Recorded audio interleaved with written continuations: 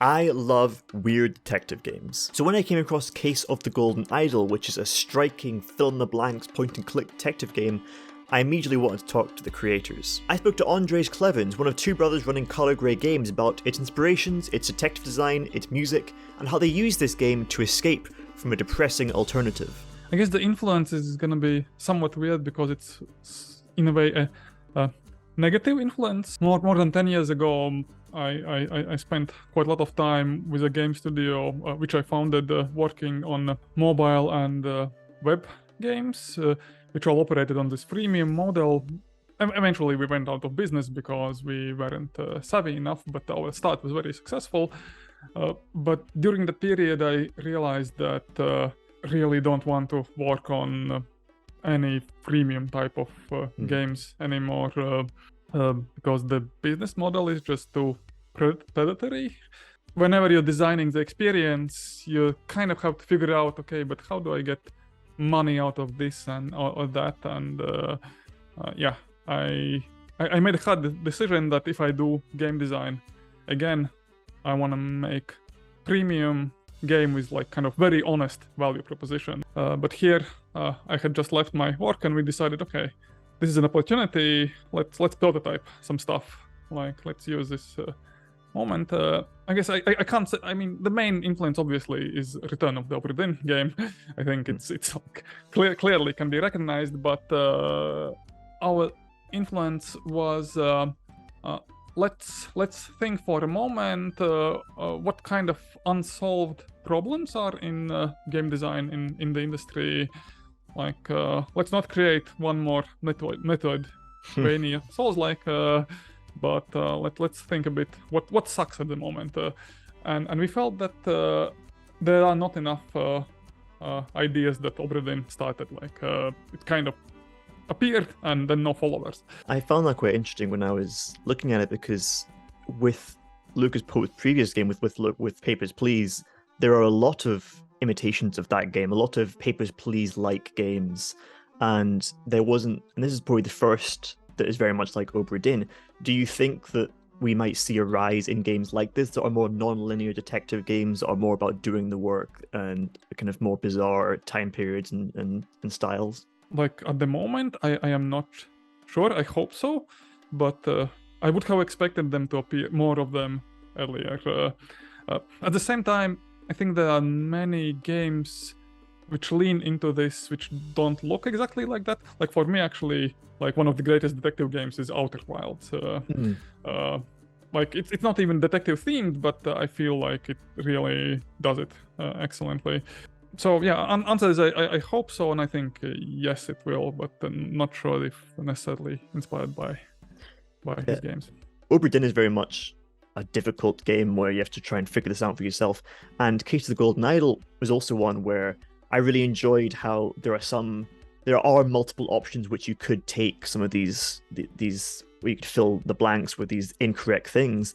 How did you develop that spectrum between giving the player everything and having to really figure out what's the real thing, and giving them a very set puzzle jigsaw where everything fits in somewhere?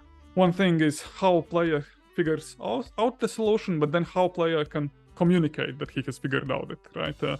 And that part is tricky because you don't want to overwhelm them with inputs or make them super complicated, like in the old text adventure games. Maybe you understand everything, but you can't communicate it because you don't know the right phrases, and it's super frustrating. So in this case, we started with like very idealistic. You construct these sentences by in drop downs choosing nouns, verbs, and etc. And then we soon realized that it's like it overwhelms the players, and we toned it back to a point where we felt, oh damn it, we just have to like arbitrarily give them a set of phrases, and we hated it, but we realized that players loved it. They were absolutely fine with this arbitrary restriction. Super honestly, bland answer is we have playtests and then we see how they react, and then if it feels right, then we stop improving the scenarios. Well, we mentioned about that thinking page, so where you have those phrases and things like that. How is that thinking interface designed as it went along? Did it always look like that, like through the testing and through your own design purposes? How did it get to the state it gets at? It looked like differently. At first, we had it was much more compact and it was parallel. Like you didn't switch on the thinking screen. It was like your ever permanent inventory at the top of the screen, together with a riddle, and it worked fine for the small scenario about the gentleman in his bed. But then we decided, okay, the small scenario, it works okay. Let's see if this scales. So we built a more complex scenario, the murder in the Little Mermaid, and there we discovered, okay, first of all, we don't have enough space for the riddle, so let's make the separate panel. And then we had a couple of playtests and realized that, oh no, like players get really frustrated because there's so much information to input, and they are most likely wrong, and they don't know in what way they are wrong, and it's overwhelming. And then we realized that we need to introduce some kind of steps that validate that you're on the right track. And naming people was something that felt very good for people. We started with naming them in the scenes, like where you open a character, they'd have like a name slot there, whether you choose it with drop down, but it was clunky, and then we moved to the current design. And the last slot was kind of free for all, some kind of extra helper riddle. One extra thing I had was I wanted to ask about music a little bit. When playing these detective games, I think music I found to be very important, more than I realized before, because you're in these places for so long, figuring things out. The music I found set the tone so much. There's one of the later levels, I think it was maybe in, I don't want to spoil the game, but there's a point where there's more of a kind of a ritualistic cult area, and there's one where the music gets a lot kind of scarier and it gets a lot more kind of haunting.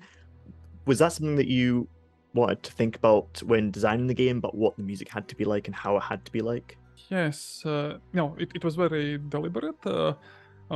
We outsourced music. We found a young composer from Ukraine, Kyle Misko, who actually, through his persistence, he convinced us to hire him. He said, "Okay, I'm gonna make you one music piece, and you check it out, like for free." He made something. I said, "No, we don't like it. Like, it's not gonna work out." He said, "No, I'm gonna improve it."